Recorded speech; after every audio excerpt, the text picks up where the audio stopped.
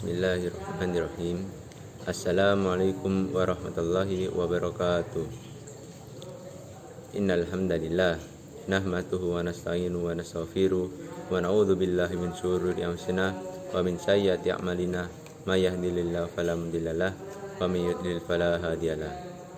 Asyhadu an la ilaha illallah wa asyhadu anna Muhammadan abduhu wa rasuluh la nabiyya wa la rasula ba'dah. Puji syukur kepada Allah Subhanahu wa taala yang telah memberikan kita rahmat serta hidayahnya sehingga kita dapat berkumpul pada kesempatan kali ini dengan keadaan sehat wal afiat. Kedua kalinya salawat serta salam tak lupa tetap tercurahkan kepada Nabi kita Nabi Muhammad sallallahu alaihi wasallam, karena berkat beliaulah kita dapat menghirup indahnya Islam. Pada kesempatan kali ini saya akan berceramah tentang kewajiban. Menurut bahasa, kewajiban adalah sesuatu yang diwajibkan, yang harus dilaksanakan ataupun keharusan. Sedangkan menurut istilah, kewajiban adalah segala sesuatu yang harus atau wajib dilakukan dengan penuh tanggung jawab. Dari uraian tersebut dapat diketahui bahwa kewajiban adalah sesuatu yang membuat diri kita mau tidak mau, suka atau tidak suka, harus melakukan hal tersebut. Dari sini dapat diartikan juga bahwa kewajiban itu sangatlah penting. Saya di sini akan menjelaskan kewajiban kita sebagai seorang anak. Dalam firman Allah surat Al-Isra ayat 23 yang artinya, dan Tuhanmu telah memerintahkan agar kamu jangan menyembah selain Dia, dan hendaklah berbuat baik kepada ibu bapa. Jika salah seorang di antara keduanya atau kedua-duanya sampai berusia lanjut dalam pemeliharaanmu, maka sekali-kali janganlah engkau mengatakan kepada keduanya perkataan dan janganlah engkau membentak keduanya, dan ucapkanlah kepada keduanya perkataan yang baik. Dari ayat tersebut dapat kita simpulkan bahwa jangan sekali-kali menyekutukan Allah. Kemudian berbuat baiklah kepada kedua orang tua kita, melarang kita untuk membantah dan menyakiti keduanya, serta senantiasa mendoakan kebaikan mereka. Dalam hal ini terdapat sebuah kisah yang menarik yang mencerminkan sikap baik kepada orang tua. Kisah ini terjadi kepada Uwais Al-Qarni, salah seorang yang beriman pada masa Nabi. Pada saat itu, Uwais sudah berangan-angan untuk berhijrah ke Madinah untuk bertemu dengan Nabi. Namun perhatiannya kepada ibunya telah menunda tekadnya untuk berhijrah dan bertemu dengan Nabi Muhammad pada masa itu. Hingga suatu hari ia datang mendekati ibunya, kemudian mengeluarkan isi hatinya dan memohon izin kepada ibunya agar ia diperkenankan pergi menemui Rasulullah di Madinah.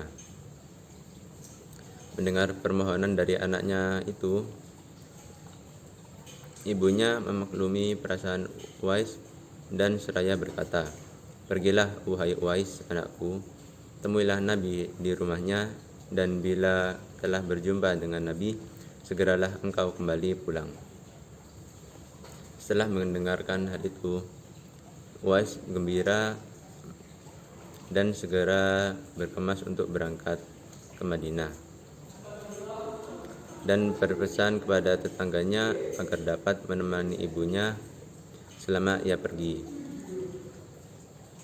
Sesudah berpamitan sembari mencium ibunya, berangkatlah Uwais Al-Qarni menuju Madinah.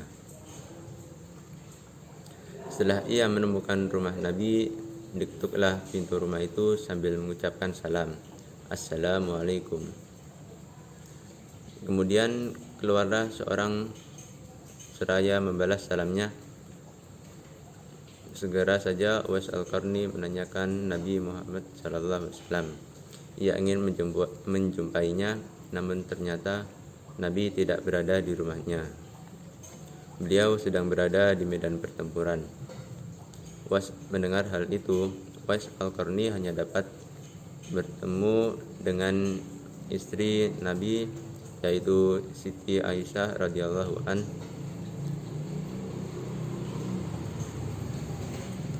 Betapa kecewanya hati Uwais dari datang jauh-jauh untuk berjumpa dengan Nabi, namun tidak dapat dijumpainya Nabi.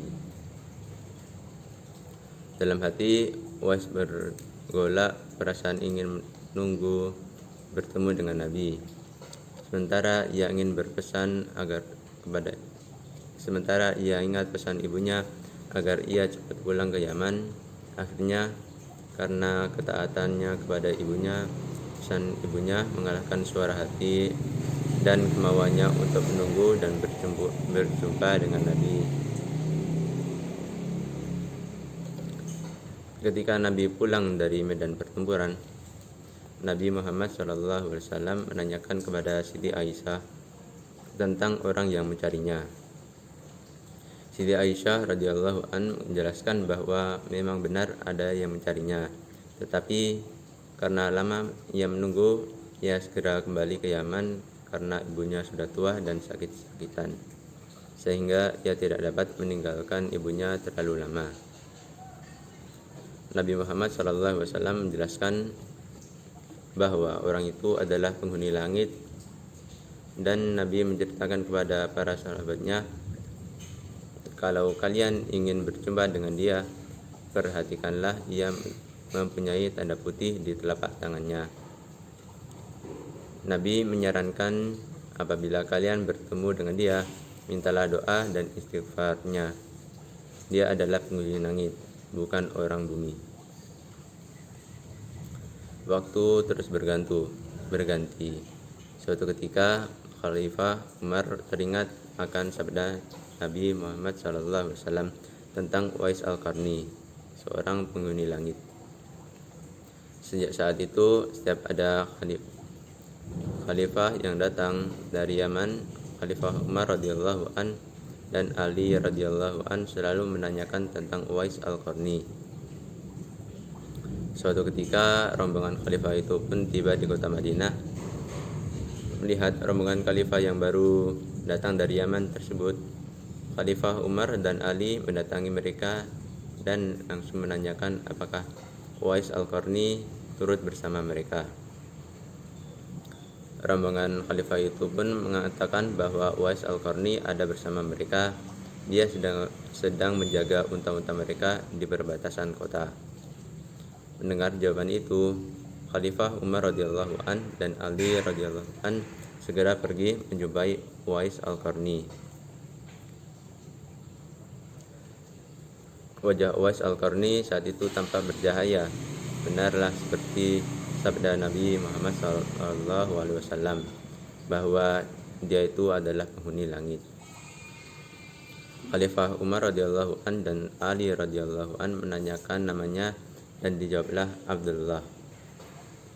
Mendengar jawaban Uwais, mereka tertawa dan mengatakan, kami juga Abdullah, yakni hamba Allah.